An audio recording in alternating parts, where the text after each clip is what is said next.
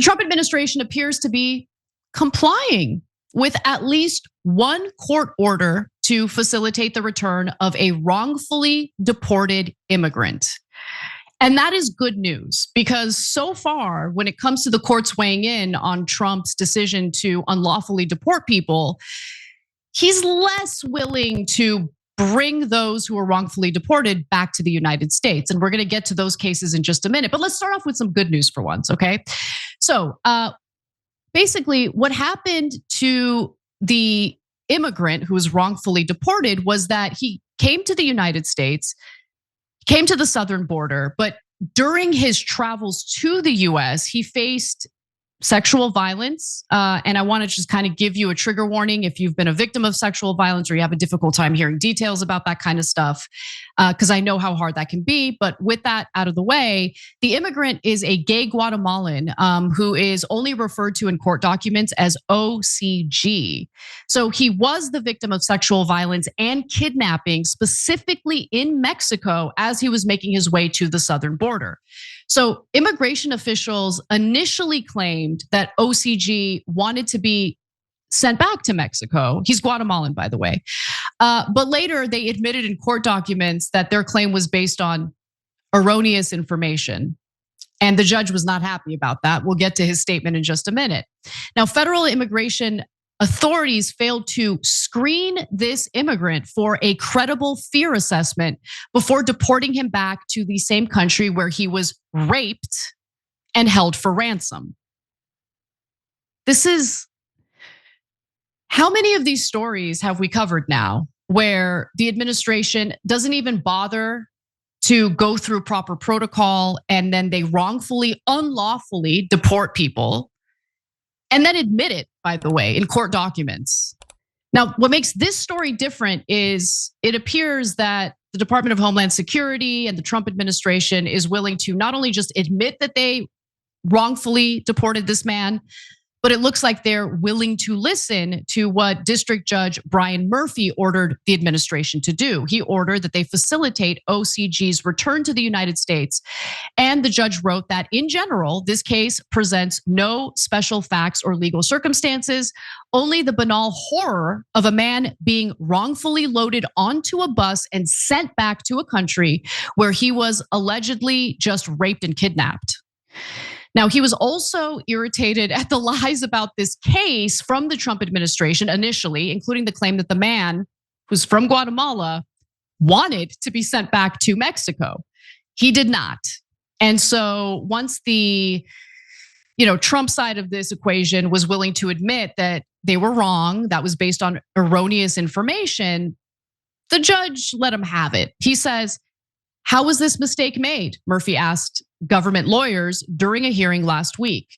"It is a big deal to lie to a court under oath. It is an extraordinarily big deal to do so when there are matters of national importance at stake. I take this extremely seriously." So on Wednesday of this week, officials with the Department of Homeland Security actually began preparations to return O.C.G. back to the United States. So look, we've been very harsh toward the Trump administration for their unwillingness to facilitate the return of others that they wrongfully deported. But in this case, it appears so far, they could change their minds, but so far it appears they're doing the right thing. And for that, they deserve positive reinforcement. Because look, law and order does matter. Okay, and it shouldn't just apply to ordinary civilians in the United States. It should apply to everyone.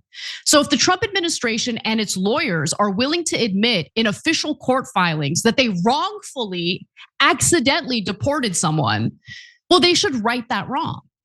And in this case, at least, it seems like they're willing to do that.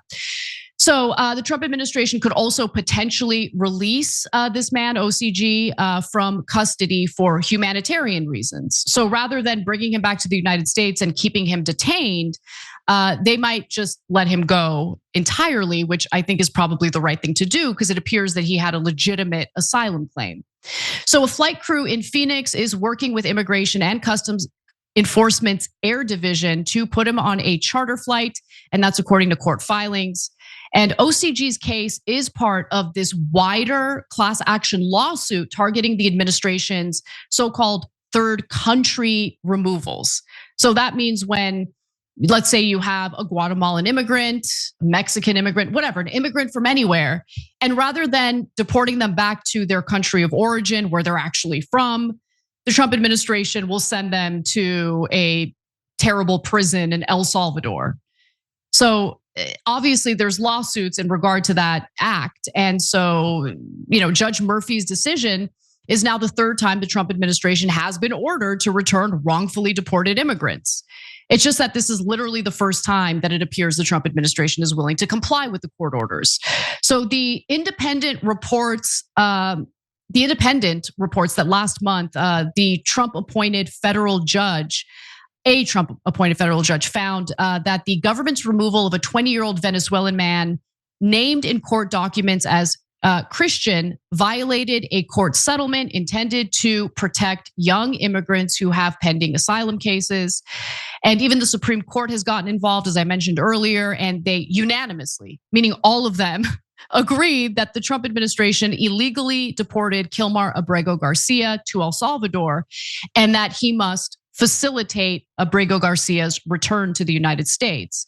Now, more than a month after the highest court's decision, though, the Trump administration has yet to facilitate his return and is engaged in a tense legal battle to avoid answering what steps, if any, it is taking to bring him back, and arguing that the administration does not need to answer questions from a federal judge about its arrangement with El Salvador.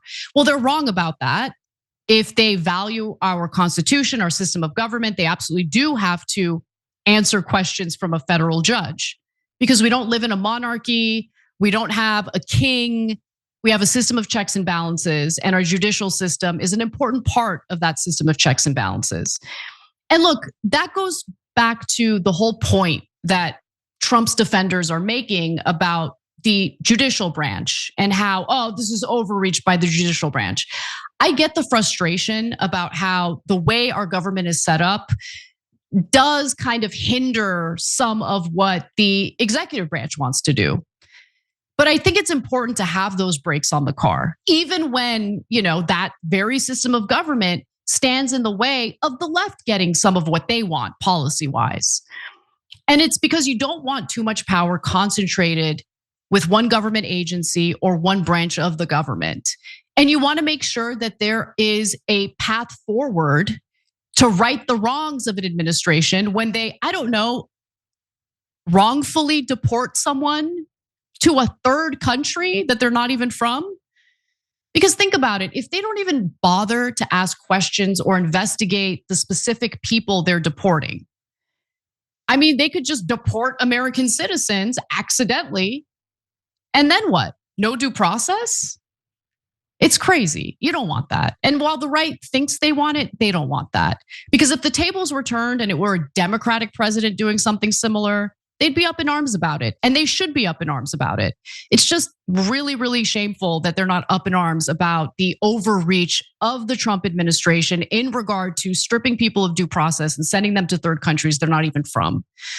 Like, what kind of country do you want to be? And I hope the answer is not the kind of country that just wipes its ass with its whole system of checks and balances and allows the executive branch to do as it pleases unilaterally. Every time you ring the bell below, an angel gets his wings. Totally not true, but it does keep you updated on our live shows.